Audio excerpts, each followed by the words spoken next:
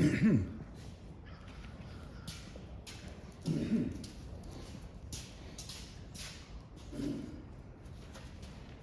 this is the 12th public service announcement, filedevidence.com, Exhibit 12. As a constituent, I call on Congress to enforce the appropriate legislation of the following. Of course, the Constitution's First Amendment, the Whistleblower Act protects this full disclosure and this 12th public service announcement, and serves others as an international consultant of economic and government choices. This is to all the international law reporters on Artho versus Bank Lawyers scam. Now, the U.S. Constitution, 14th Amendment rights, Section 1 rights. Authoritarians cannot confiscate my property without due process of the law, while the authoritarians deny me my constitutional rights of equal protection of the law. Section 3, disqualification for holding office. This includes civil and U.S. authoritarians who have previously given an oath as an officer of the United States or a judicial officer of any state to support the Constitution of the United States. When people go into office, they have this oath, or when they, the attorney's oath, constitutional oath, or law enforcement people oath.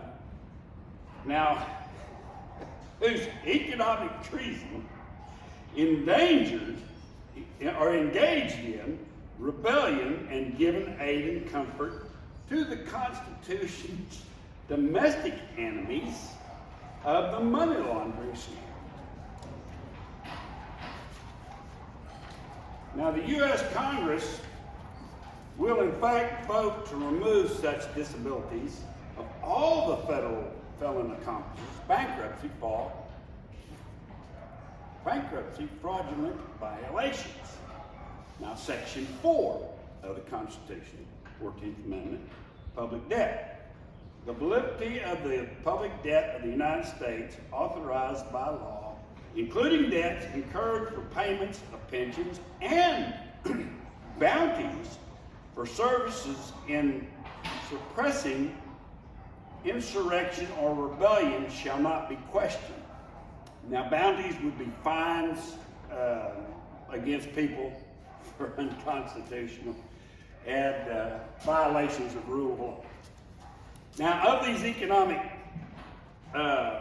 treason, the federal felon accomplices committed against the Fair Debt Collection Act through deceptive forms, and of course, anyone who does that will be held with liability, just like the debt collector is liable.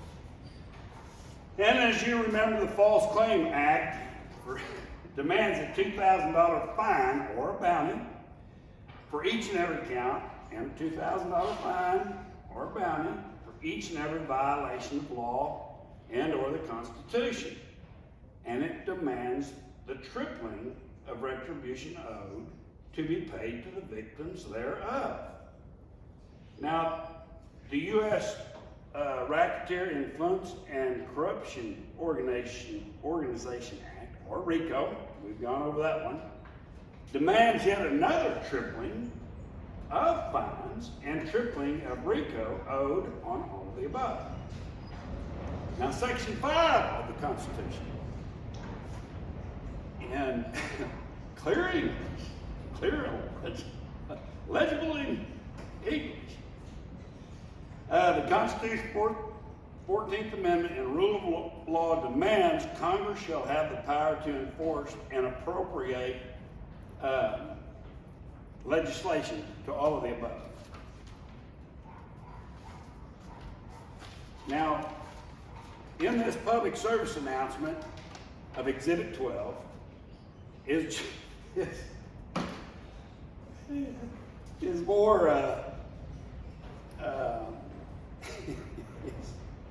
is just more ex- examples of what in the case of Artho versus the lawyers scam, who created, inflicted, and allowed these new case law changes.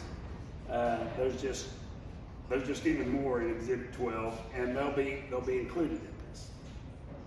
Now, constitutionally, remember, we're all created equal. Now, a good example of somebody wanting to file like-kind filings against the people who created these new case law changes. In other words, if you create it, you're subject to it.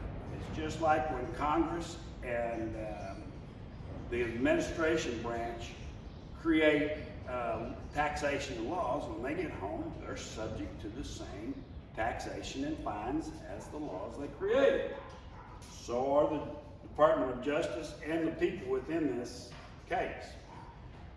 So now, internationally, anyone can foreclose against and rightfully named the Executive Vice President of Special Assets and his assets. Now, this is just an example. And they can do it without documentation, just like my bank did, without signatures, just like my bank did, and without the notification that's lawfully required, just like my bank did. And later, under oath, this Executive Vice President of Special Assets refused these documentations.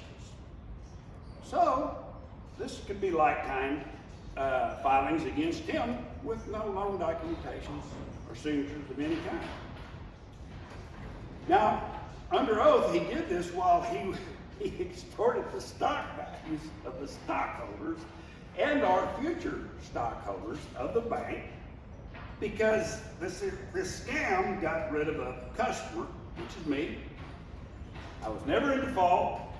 I paid approximately $50,000 a year in interest to this bank, to the stockholders' bank, and my track record shows I doubled my net worth every 40 months. Not somebody who would probably foreclose against, because it's pretty sound. My numbers were pretty sound, and we do have an affidavit from my previous banker who said that for every 19 cents I owed, I had $1 worth of assets. Now, if these federal felon accomplices would have spent as much time and effort on promoting the bank stockholders' values as they spent on cheating me out of my net worth, the stockholders never would see a poor day. Well, of course, the international law, these new case law changes. Now, internationally, everyone can just waltz into the Executive Vice President of Special Assets. They can just waltz into his courthouse and change his legal descriptions to illegal descriptions, just like the bank did mine. This would prevent him from refinancing, selling, or trading his property to hire an international lawyer to defend himself. For only a stand-up comedian, lawyer, or a court jester is in need of an audience that would enjoy being laughed right out of a courtroom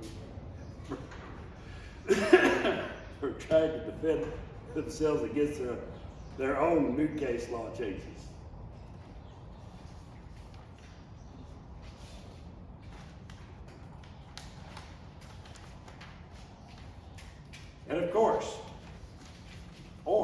And of course, this serves others as a get-out-of-jail-free card from past like-kind convicted felons, from fines and imprisonment, and from prosecuting any present like-kind felons, and judicially justifies and allows all future felons unsustainable short-term ill-gotten gains, which of course will collapse any nation's economy.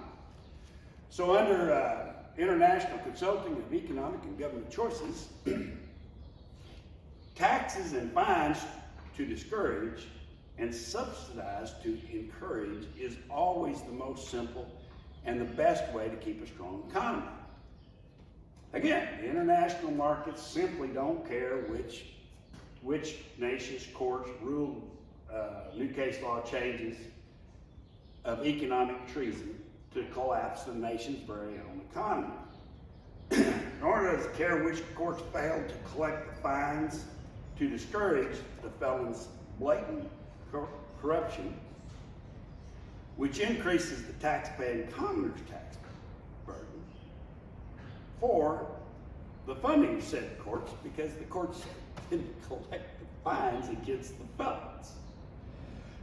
While the courts' misappropriation of federal designated funding / fines to in fact subsidize and encourage the federal felon accomplices money laundering scam. Now, seriously, what did you think was going to happen? When any nation's court chooses to exercise their constitutional rights of such non-cash flowing economic treason. And of course, it'll collapse your economy and drain any nation of their acquired wealth, which is just insane. Fortunately, the United States Constitution's checks and balances to avoid such U.S. economy from collapsing from within will promote U.S. global trading and will continue acquiring wealth for the benefit of all mankind global economy. We're all in this together, and when every nation has a strong economy, we all benefit. So when Congress enacts the appropriate legislation against all the federal felon accomplices economic treason, and when Congress collects all of the misappropriated federal designated funding / fines and pays the retribution that by rule of law is required to the victims, Congress, knowing full well the federal felon accomplices judicially shot themselves in the foot and judicially declared open season upon themselves for the rest of their life. Knowing full well, now constitutionally anyone can file like-kind filings against any of the federal felon accomplices and their assets from this day forward. And until each and every count, each and every violation of law is judicially overturned and all federal designated funding and fines are collected and retribution is paid in full. But until then,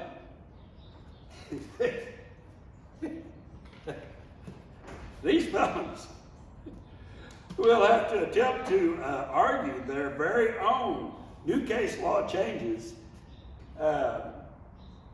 against themselves in front of judges, juries, and courts of law for the rest of their life.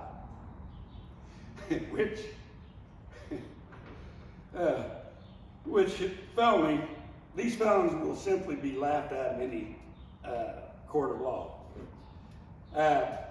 This confirms our forefathers' sense of humor and poetic justice of our constitutional checks and balances of what goes around comes around.